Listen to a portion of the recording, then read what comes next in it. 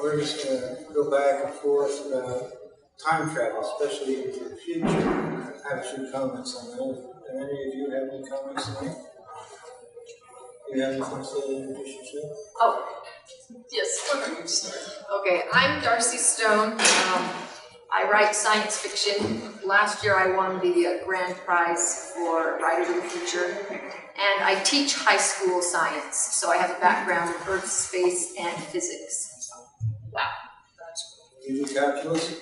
Yes, calculus-based physics. You can't do physics without calculus. Not real physics. Well, real physics is a loose term these days. I'm Kjirstin Youngberg. I'm a photojournalist and author, costume designer for film, part-time actor. I work for Elevate Talent as a talent agent, finding new talent. And I've just finished just about my fourth book, and it's called Invited. And it's the true story of my alien abduction when I was 7. So that was about it. Okay, I'll start with a comment. Putting your message into the future, there's several. One way it can be done is if you believe in the many worlds interpretation of quantum mechanics. But with that, everything in the past, future, and present is happening now. You just have to tap into the right mode to get to the future on that.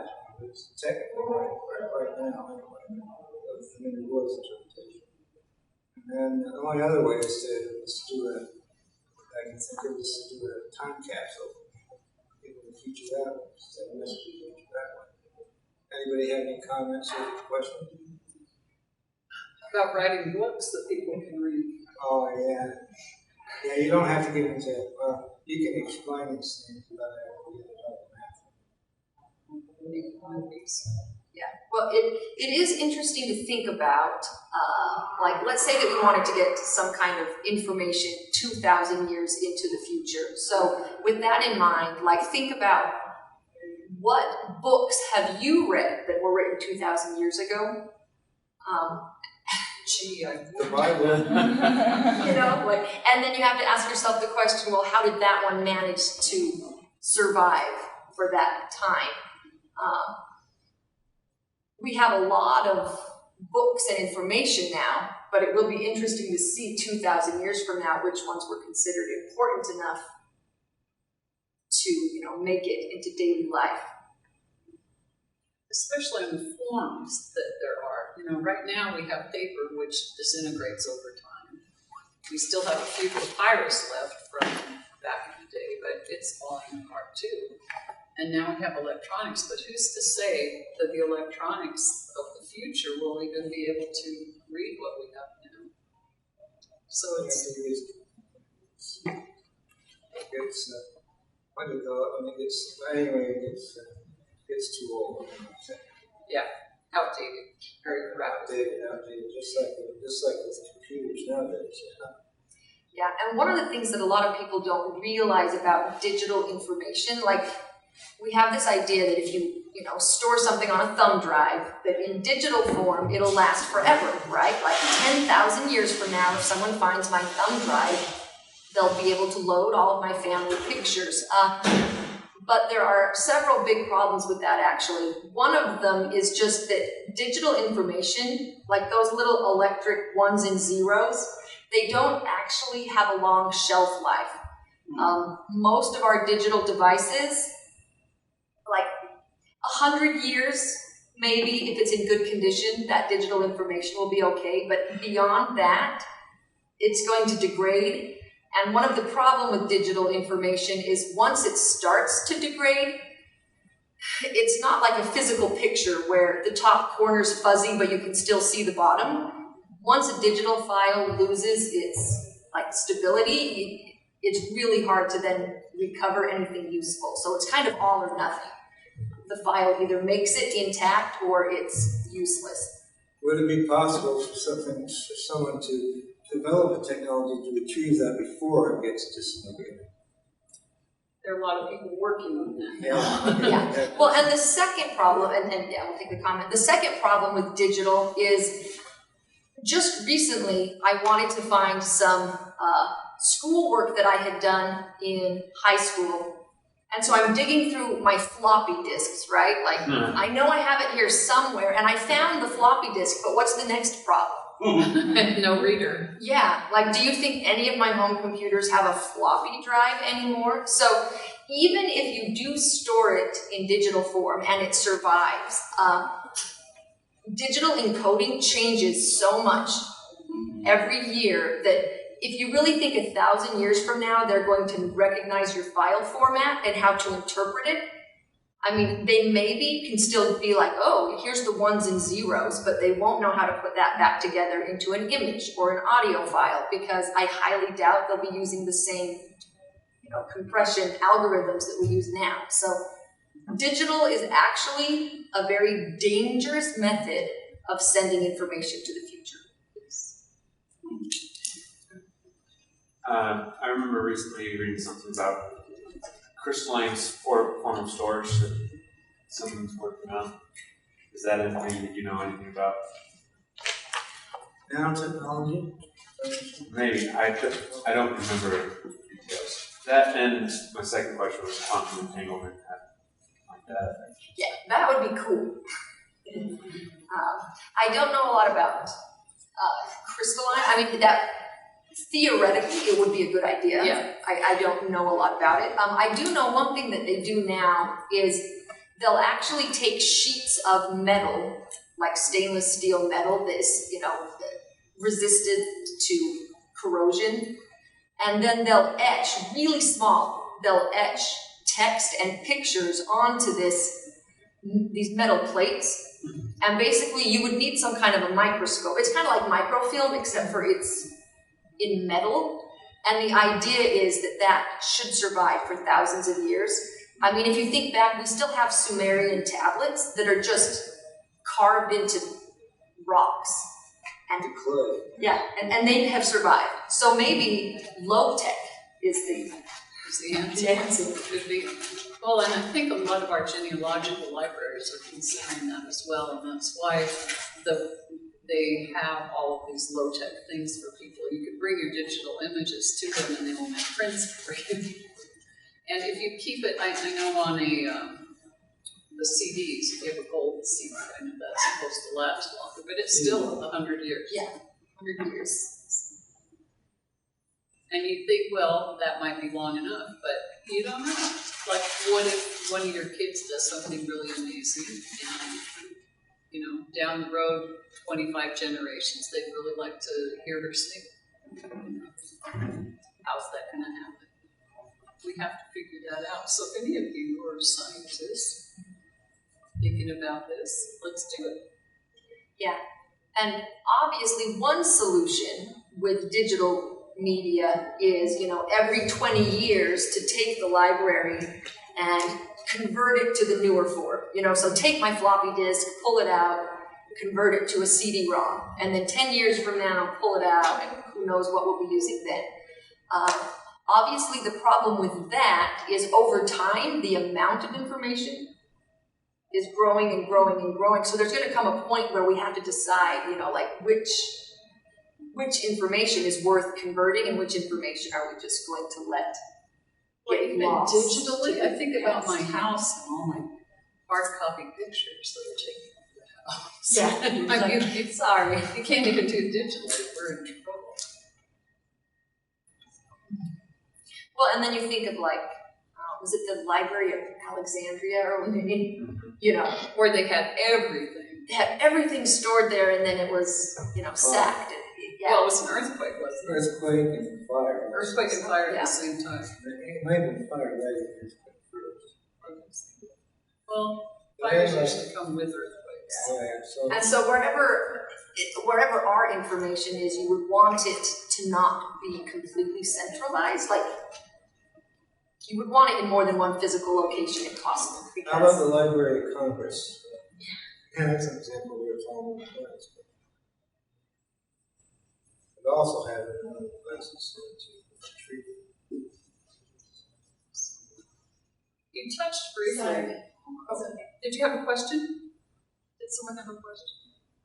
Okay, I was just thinking, even if we are able to get, like, you know, say we preserve it, like you're saying, like Motec on metal, but the thing is, if we get to the future, how are we to know that the people have the ability to understand or even like contextualize what's there? You know, that's the thing that like Language will have about a lot. changed and Yeah. evolved to the point where and even if it's like symbols, maybe the symbols are going to change meaning and be completely different from what we understand now. like the little mermaid holding up the fork and thinking it's a So I don't know if there's any thoughts about like ways to try and mitigate that too. Yeah, no, I think it's interesting that the Egyptian language, like we had it in, you know, we had seen the Egyptian language for a long time and before we were able to read it. And it's because they made the assumption that it was pictographic. And so for a long time, they were trying to interpret the images. And it wasn't until someone realized, no, this is a phonetic language. Like these are sounds, you know, that we had that breakthrough. So yeah, it would be interesting, you know, if thousands of years from now, So are they able to read Egyptian? they are now. They're able. When did this happen? And obviously, like with the Rosetta Stone, that really was a big breakthrough for them.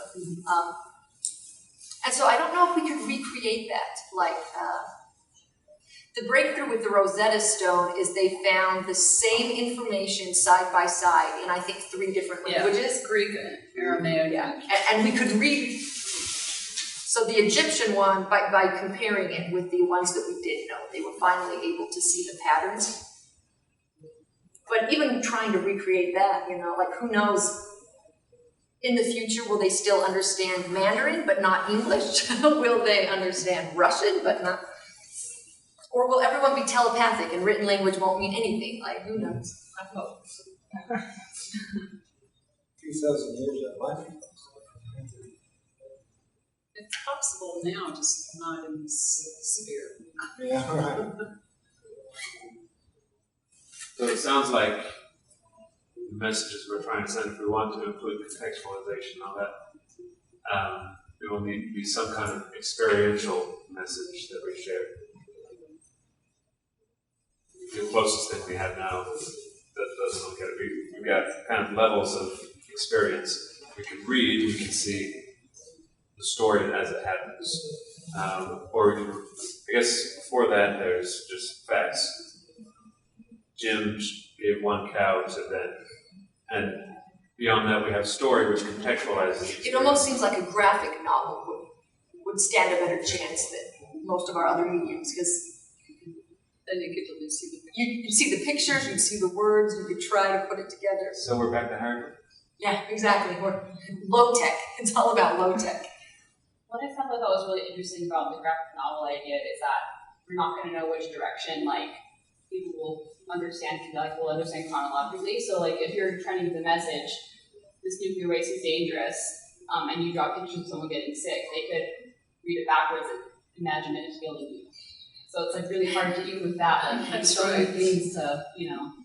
how do you consider everything? Right. That's a good, because yeah, I mean, like imagine that we have a nuclear waste site and we don't want people like, you know, don't open this, don't touch this. Skull and cross. Yeah, exactly. What symbols 2,000 years from now will people still recognize? Dead people. Yeah, exactly. Like a skeleton. Put a skeleton on top of the fire. Maybe a cross. But then they'll think it's like burial sites. Yeah. Well, there's something that you can have, you put a slash through it, and it indicates that it's Not allowed. dangerous. It seems to me that one of the things that determines whether or not your message survives is who your friends are. Are you friends with powerful people? I mean, when you look at the stuff that's come down to us for what we think of as ancient writings, it's Greek, Roman, Arabic, those kinds of messages from those civilizations that were powerful. And so over the years, they were able to keep their message alive. And because they were powerful, we think they had something important to say, so we keep their messages alive. Yeah, we have the ancient Greek plays were preserved by the Arabian people. Yes. And then they later translated into the English. Well, and kind of what you have implied there is education is part of what keeps the knowledge going forward. Like what history are we teaching, children in the education system?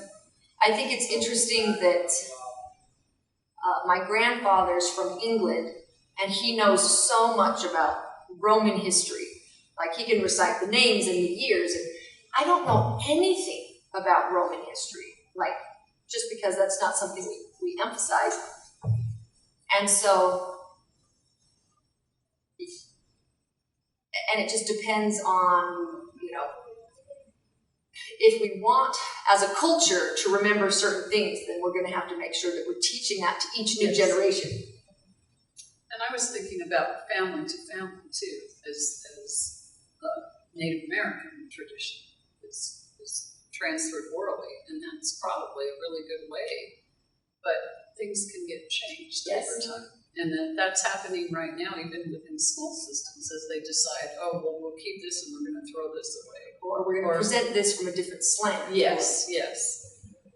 So how do you triage that, all of this information? How do you decide what's important to send forward? And what if what you think is important to send forward is different than what? Yeah. And it's interesting because if you look at history, most of the texts that have survived over long periods of time have been religious in nature, because the cultures thought this was so important. The nature of God and the universe. Whereas science hasn't always fared as well. I mean, if you think about the Dark Ages, where like the Roman Empire, they had indoor plumbing. They had these bridges that were amazingly complex. And then you hit the Middle Ages where they didn't know anything. It boggles my mind that it was lost. As a culture, how do you get more stupid? Like, how does that happen? It's happening now. Yeah, and how do we prevent it from happening again? Yeah. Well, I have a little thing that my husband bought for me that's pre-Columbian airplane. It's a model of, there were 8 of them made, I think, and they build them to scale the way they were and put them in an airflow chamber, like how you test airplanes to fly, and they were aerodynamically feasible. You can just Google pre-Columbian airplane. That's the Nazca lines in Peru. Yes. Maybe that's true. It could be because it was from the same area. Oh, yeah. We're pretty sure that the Smithsonian view that is trying to be taught to our children in school and to us and to everyone else, my husband and I, I'm not saying the panel,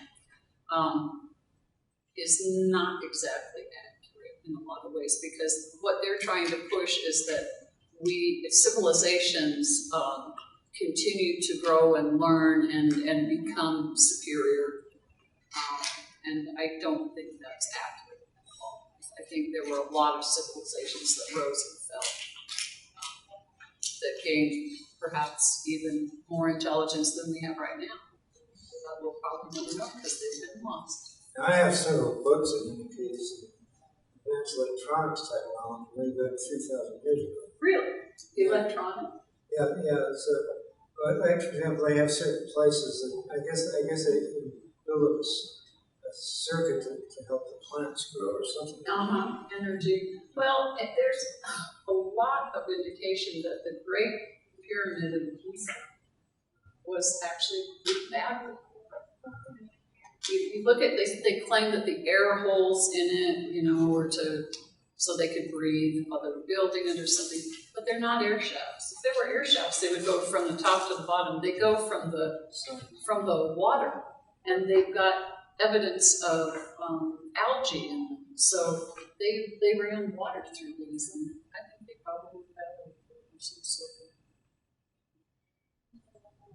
It's also interesting to think how much information we have now that like it's available to us, but we don't necessarily as individuals know or understand it. Like for example, how many of you can operate the radio in your car? I know how to turn it on, I know how to pick a station. How many of you could build one from scratch if I asked you to? I would. How many of you would even know where to start, you know? So in giving this information to future like, let's say that we're trying to avoid another Dark Ages, and we're like, we want to make sure that this knowledge and information is maintained. We would have to present it in a way that someone, you know, starting with nothing, it would be enough that they could then, you know, recreate it. Which, if you think about, like for a radio, that was first you got to teach them metallurgy, how to make, you know, and then you got to teach them How to make a wire. how to make the wire. But if they made it, there would be no broadcasting station. Yeah, exactly. And then Who would they get from? sending the signals. Can you guys speak to the way that Isaac Asimov's Foundation series kind of addresses that idea? Are you familiar with that at all? Let's see here. Long time. I know, I've read it. I know. So it's the one where society's breaking down and he creates this foundation. I believe that's his foundation. Yeah, the Foundation series, yeah. And they're supposed to like basically safeguard. It was word of mouth, wasn't it? Wasn't it the elders taught the younger ones and they...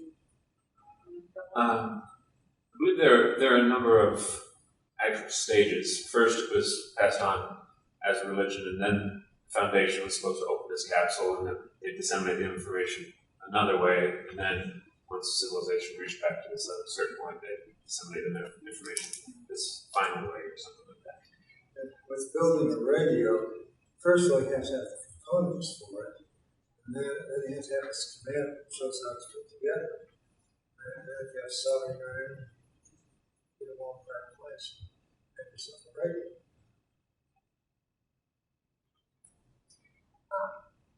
Because I mean, I have thought, imagine that you were sent back in time, thousands of years, but you have all of the knowledge of modern day man, right? But you can only take yourself and your own brain. Like, do you think you would be able to jumpstart history by providing them with all this information you have? Like, what do you actually know that would be useful to them? You know? You can be like, okay, it's possible to make flying machines. I don't know how. You know, it's possible to communicate wirelessly. I don't know how. How about extraterrestrial contact? Civilizations more advanced than ours. Way more advanced than ours that we need to try and bring into our own culture.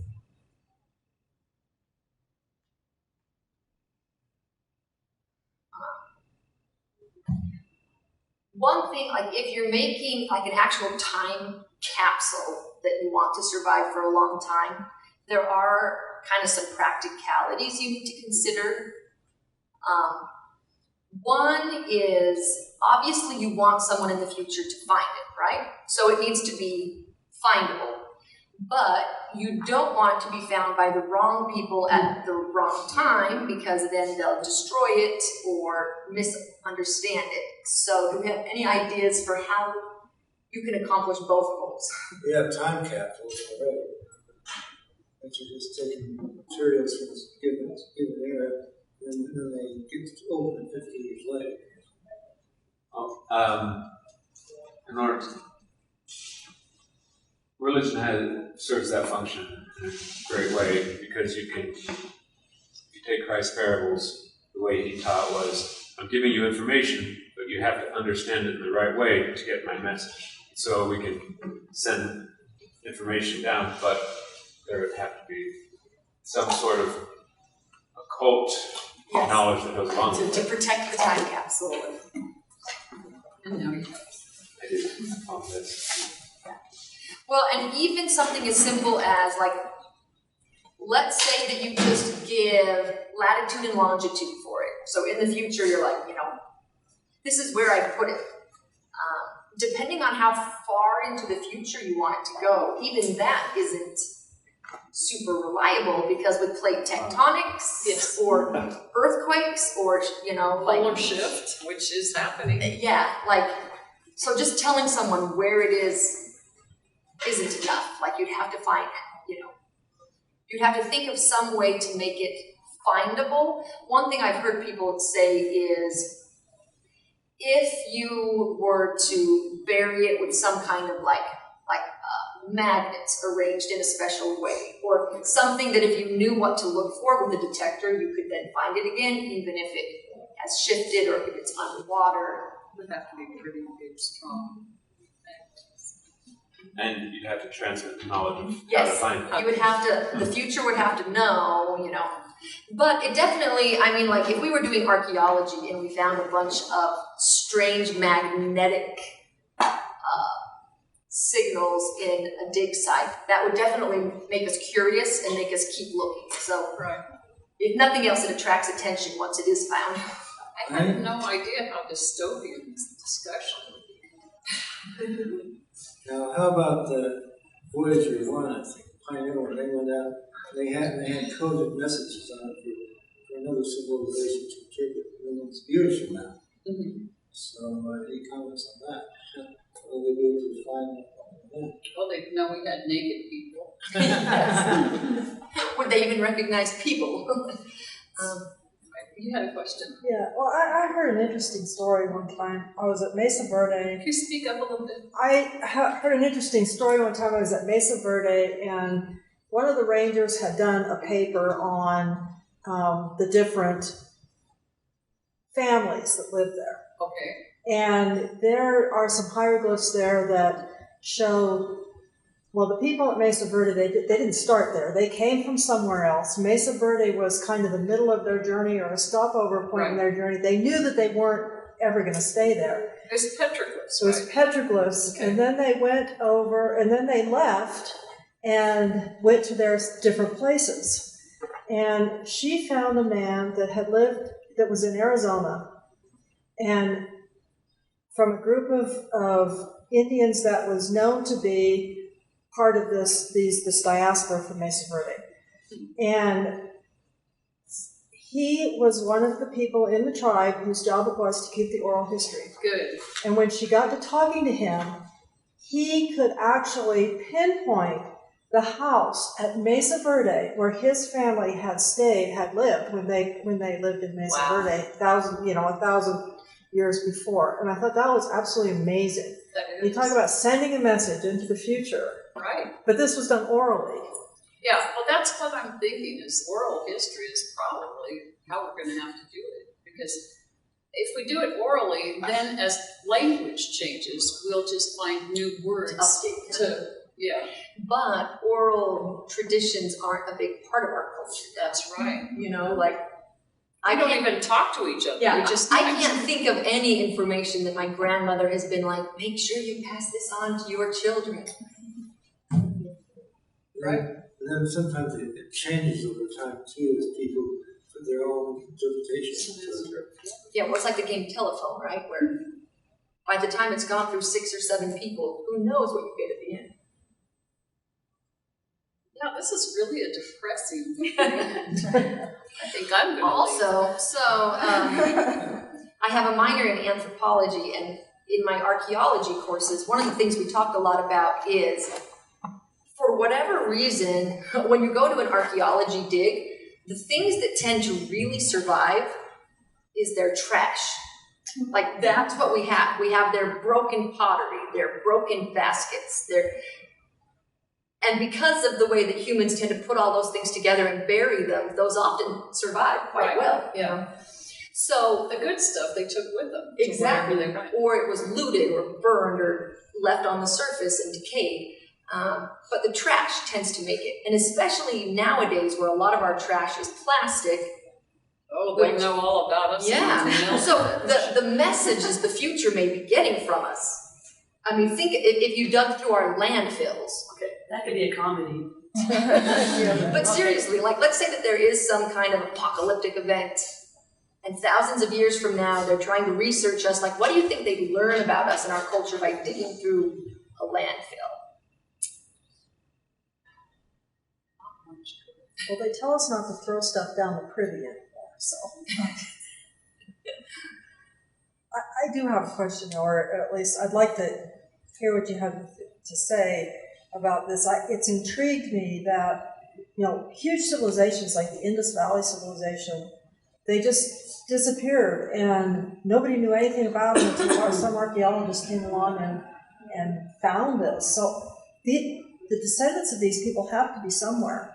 Well, how did they forget? DNA research is making great strides in this. And I wouldn't be surprised if another, 10 years? We'll be able to diagram everything and everybody. The problem with oral traditions is it only takes one generation to completely wipe them out. Like if you can just prevent that one link in the chain, they're completely gone. So a lot of those, like the Indus Valley, or I've been to the Cambodian ruins, the Angkor Wat.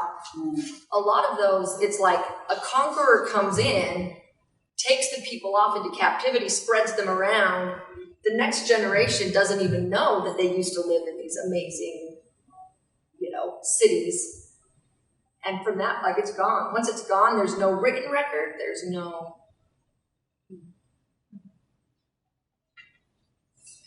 So can I ask a question for David? Can you go back to tapping into the right mode quantum mechanically to send a message? Can you go back to that and explain how that works? Okay. Yes. According to the theory of many worlds interpretation, you have a situation where everything that has happened or will happen or is happening is happening now, and I don't know exactly how you tap into the right ones, but I know that in theory anyway, you should be able to, like sliders that show, that television show. And you find the point of the feature you want, and then you have some way of sliding into it. And also you have a variety of ways that things can happen in these parallel universes. So you can go to one where maybe you die early, another one where maybe you live to be 100. So anyway. There are a lot of strange things about parallel universes. I listen to Coast and some of these weird things because of my personal experience with strange things. But I'll tell you one of them that happened to me that probably isn't going to be in the book, so I can talk about it.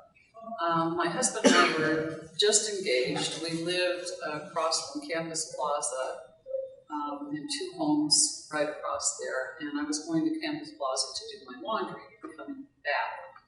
And we were newly engaged, and I was standing in the middle of the road, and I have ADHD really bad, and I wasn't paying attention. In this corner, this red car came around the corner really fast and ran through me.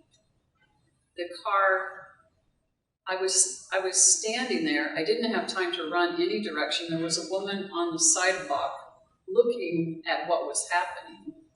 And the car went through me, and I was still standing there facing that way, and I saw the back window, the trunk, and the license plate about knee high just continue on, and me standing there completely unhurt and I wasn't thrown or anything. I don't know how it happened still. Could be a spiritual thing too. Yes, people do. People report that the angels can help them in those situations. Could be. Because I had 5 great kids, and I guess they just needed to be treated. I don't know. But I hollered at the woman, and I go, "Did you see that?"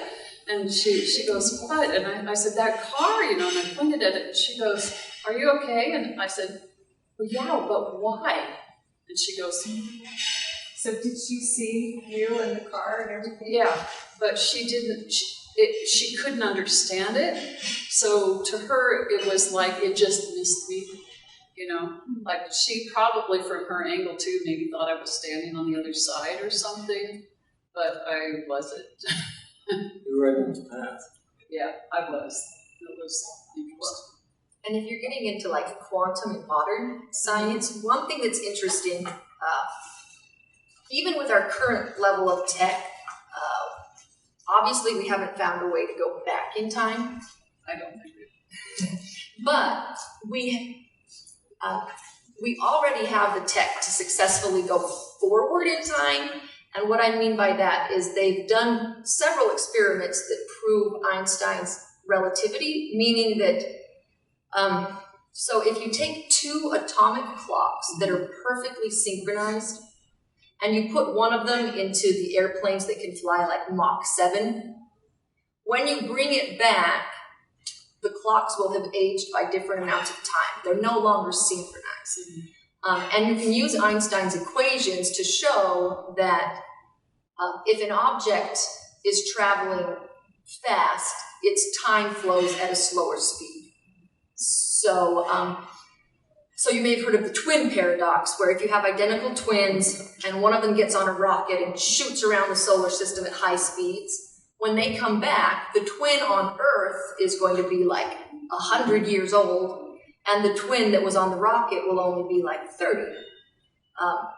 Let's do it again and do the opposite. Yeah, let's do it.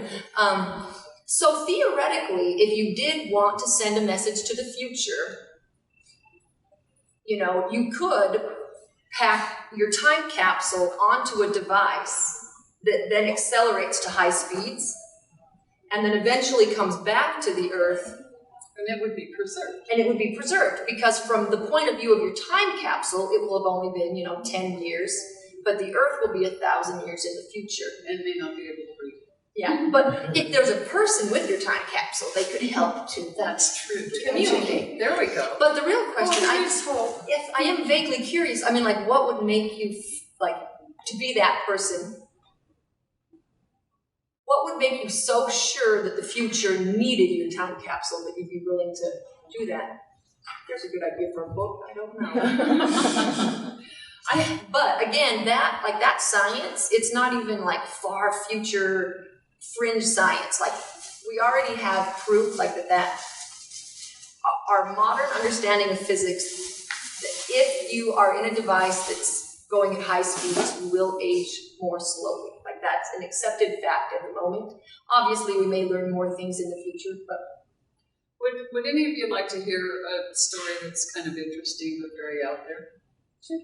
Okay.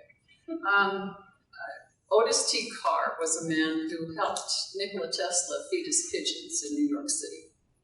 At one point when Nikola was fairly old, he had compiled one of his books. He took bits out of all the books and made himself a red notebook, and he gave that to Otis and told him to build what was in it. And Otis went west and met up with Ralph Ring, who was a man that I got to know pretty well. He lived in this town near mine. I think they were in Lucerne Valley or Apple Valley. Anyway, his house could be seen from Big Bear Lake. Anyway, my father took me to meet them after my ET experience, because he said, I want to show you a real flying saucer, not just the one that you think you saw. And so we went to his house, and Otis T. Carr, I think, was in prison at the time. They said he couldn't patent his machine, and they called it a Ferris wheel device or something like that, a toy. Anyway, so he was in jail. But Ralph Ring had the saucer there in his side yard, and he let my father and I inside. It had a crystal inside that was about the size of a basketball. It was maybe several crystals put together. And it glowed with different colors of light, and he said, you don't have to worry about it unless it turns magenta. That's what it was. And it was kind of blue and green, pretty colors. Anyway, we saw it, we got to sit in it, and then he told us the story. He said back when he was in his 20s, I think, when he first met Otis T. Carr, he and his friend went inside the saucer. He said, he told us too, he says, you don't need to worry about it because the hatch is open. If you close it, that things can happen. Anyway, he went inside with this friend of his, or a man he didn't even know, I don't know, but they were in the saucer, and Otis started it running, and he said, I will just give you this instruction. When it stops, get out and pick things up off of the area where you are. Whatever's on the ground, just pick it up and put it in your pockets, because when you get back here, you're not going to think you went anywhere, and I want you to be able to prove to yourself that you did. So they went in, and it was instantaneous, but he could feel it stop. He and the guy got out, they picked up tumbleweeds and rocks and sand and little bits of things and put it in their pockets, got back in, and the ship returned. And when the hatch was open, they said, yeah, well, nothing happened. And he goes, okay, check your pockets. And then they found that they had actually gone into the future 10 minutes. Is what it was.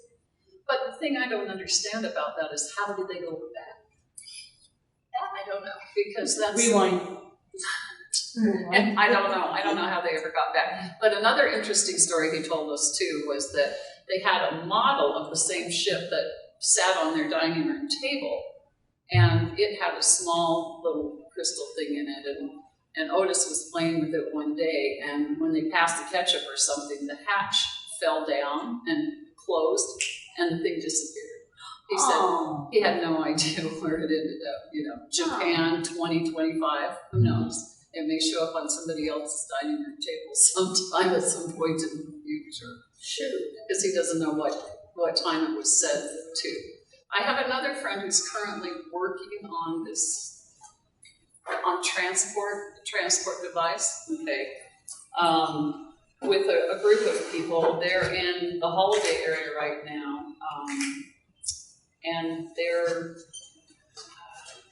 come up with a way to transport anything. So it's interesting. We'll see what happens. It's always interesting when science fiction becomes science fact. Yes.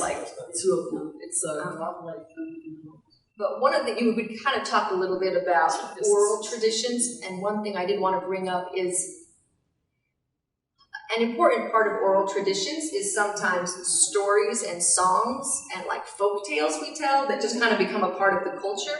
I haven't researched it a lot, but from what I understand, there's a lot of the nursery rhymes that are referencing historical things, like the Black Plague or Queen Mary of Scots or whatever. And so that's another way, and I've seen this in some books, where maybe in the future there's a song that they sing that has some kind of important information that they don't realize it, but it's, the past is trying to communicate with them through, children's songs or stories, or even maybe someone makes, a game that people play that originally it contains some kind of important information, but maybe over time the origins are lost, but then as part of your book or story, they can realize, oh, there's actually deeper meaning in here. And that would be interesting to explore, because those things do tend to get passed on from generation to generation, right? Children's stories, nursery rhymes, fairy tales. Any other questions people have, or comments or ideas? Anyone trying to send a message to the future? So that the Kearsley device, is that something that Tesla came up with? Yes. And And Otis built it. Yeah, it was like a spinning top. It wasn't Ferris wheel, it was more like a top.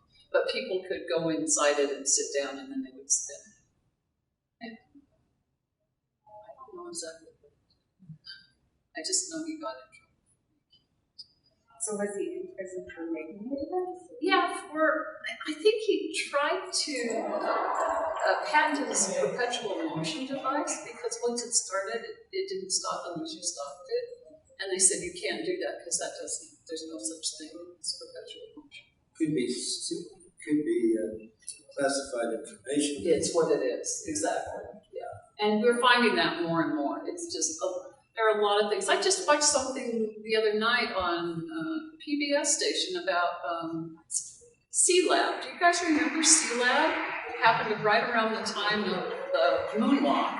Scott Carpenter, the astronaut, went into the Sea Lab thing. Well, they were doing experiments under the ocean, but they had an accident and one of the men died. And it just died a quick and quiet death, and to all the Americans, we all thought, oh dear, it didn't work, and they've abandoned the project. They never it went unacknowledged. It's hidden. And that's how they did a lot of Cold War spying, was using the underwater thing. They were able to tap into a cable and read all the Russian stuff that they gave. Anyway, there is a good documentary. It's on Netflix if you have it. Write this down if you haven't seen it yet. It's called Unacknowledged. Very, very worth watching. Thank you all for coming.